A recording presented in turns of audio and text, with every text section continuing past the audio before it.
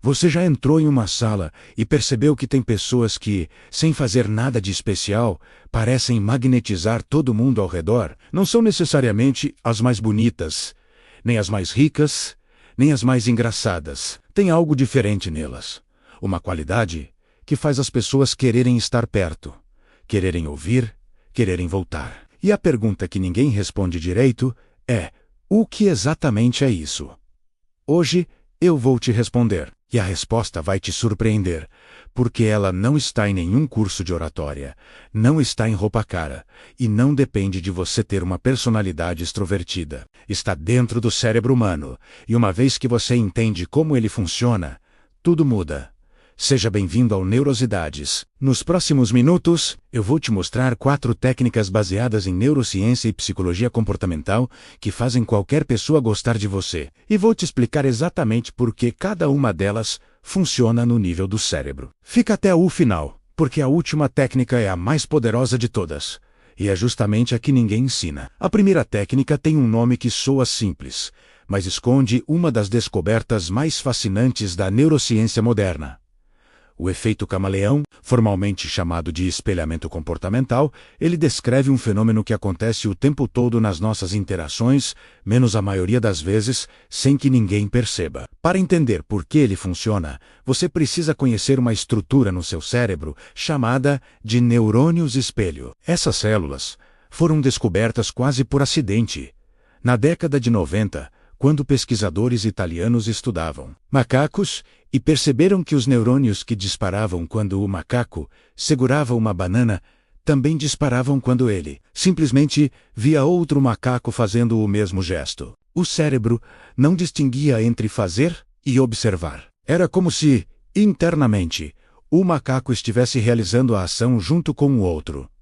Nos humanos, esse sistema é ainda mais sofisticado. É a base neurológica da empatia. É por isso que você sente um aperto no estômago quando vê alguém levar uma queda. É por isso que, quando alguém boceja na sua frente, seu bocejo já está a caminho. Seu cérebro está literalmente simulando a experiência do outro dentro de você. Agora, o que acontece quando você sutil e conscientemente espelha alguém durante uma conversa? Quando você inclina a cabeça levemente na mesma direção que ela inclinou a dela, quando você adota um ritmo de fala parecido com o dela, quando seus gestos começam a ter uma cadência similar, o cérebro dessa pessoa recebe uma mensagem que vai direto para as camadas mais primitivas, aquelas que existem há milhares de anos antes de qualquer linguagem.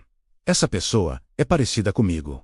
E o que é parecido com a gente é seguro. O que é seguro gera confiança. E confiança é o alicerce de qualquer conexão humana. Um estudo da Universidade de Nova York mostrou que participantes que foram sutilmente espelhados durante interações avaliaram o encontro como mais positivo e a outra pessoa como mais agradável, sem conseguir explicar por quê. O efeito aconteceu completamente fora da consciência deles. O ponto mais importante aqui é a sutileza.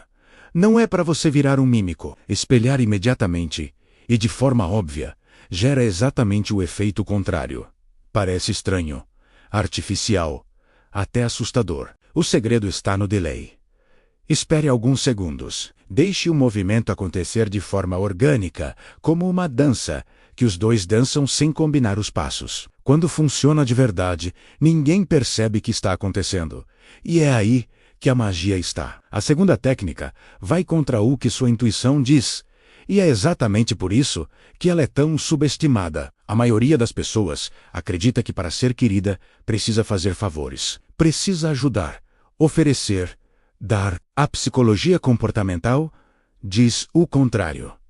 Se você quer que alguém goste de você, há um favor. Isso tem um nome, é chamado de efeito Benjamin Franklin, batizado em homenagem a um dos fundadores dos Estados Unidos, que era não apenas um gênio político e científico, mas também um observador brilhante da natureza humana. Franklin descreveu em sua autobiografia como transformou um rival, um homem que claramente o desprezava menos, em um aliado próximo. A estratégia foi pedir que ele emprestasse um livro raro da sua biblioteca pessoal.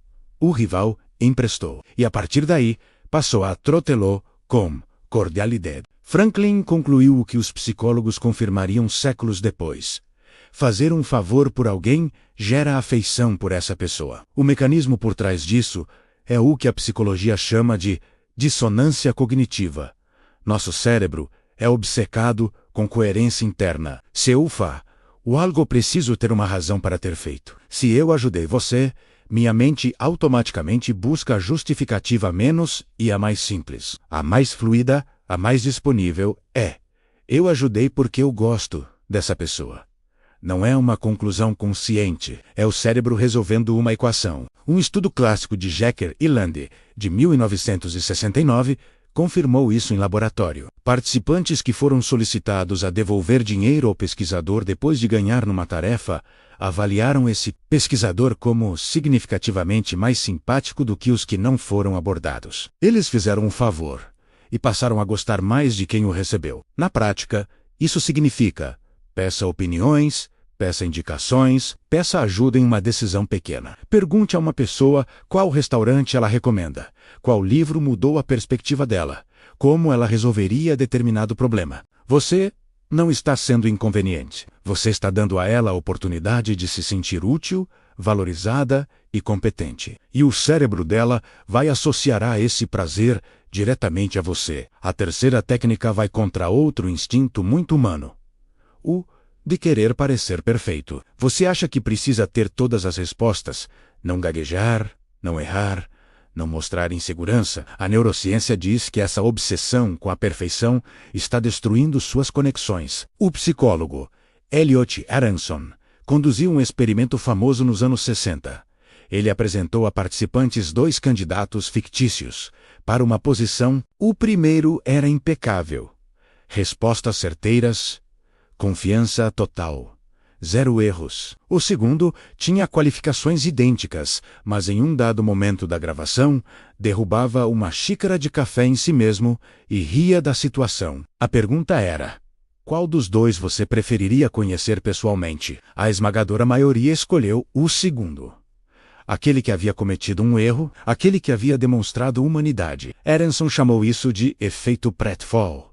E o resultado surpreendeu até ele mesmo. A explicação está em como o cérebro interpreta a perfeição. Perfeição cria distância. Ela sinaliza algo que não é como nós, algo que não erra, não vacila, não se perde. E isso, no nível primitivo do cérebro social, gera uma leve tensão, uma ameaça não explícita, mas presente. Porque se aquela pessoa nunca erra, o que ela pensa quando me vê errando? Vulnerabilidade, por outro lado, é um convite. Quando você ri do seu próprio tropeço, quando admite que não sabe a resposta, quando conta uma história em que você claramente era um menos inteligente na sala, você está dando permissão para o outro baixar a guarda também. Você está dizendo, sem palavras: pode ser humano aqui, não tem problema. Vale um aviso importante, que Aronson deixou claro na pesquisa original.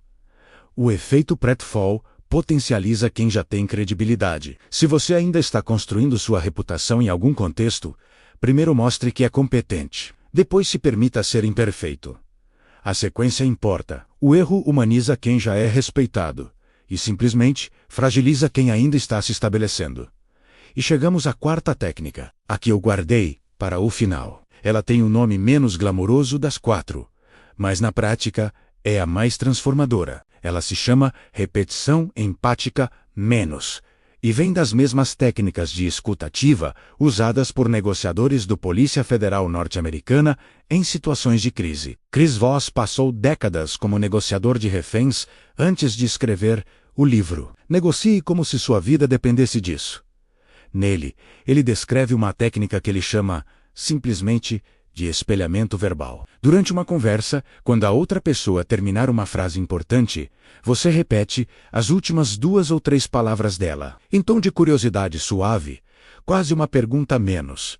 Então, fica em silêncio. Se ela diz, estou completamente esgotado com esse projeto, você responde, esgotado com o projeto? E cala. Não preenche o silêncio. Não oferece solução. Não conta uma história sua, apenas deixa o espaço aberto. O que acontece em seguida é quase sempre o mesmo. A pessoa vai mais fundo, ela explica mais, detalha mais, abre mais, porque ela sentiu que estava sendo genuinamente ouvida, menos, e isso é raro o suficiente para ser poderoso. Neurologicamente, sentir-se ouvido libera dopamina, o neurotransmissor associado ao prazer e à recompensa. Não é metáfora, é química, e o cérebro da pessoa vai associar essa sensação de bem-estar à sua presença. Você se torna, literalmente, uma fonte de prazer para o sistema nervoso dela. Não porque você foi engraçado, não porque você foi impressionante menos, mas porque você ouviu de verdade, quando quase ninguém faz isso. A maioria das pessoas, enquanto o outro fala, está na verdade esperando a sua vez de falar. Está construindo o próximo argumento, escolhendo a próxima história, procurando a próxima oportunidade de brilhar. A repetição empática te tira completamente desse modo. Ela te força a estar presente, a escutar de fato, a deixar a conversa ser sobre a outra pessoa, menos e, paradoxalmente, é exatamente isso que faz você ser inesquecível.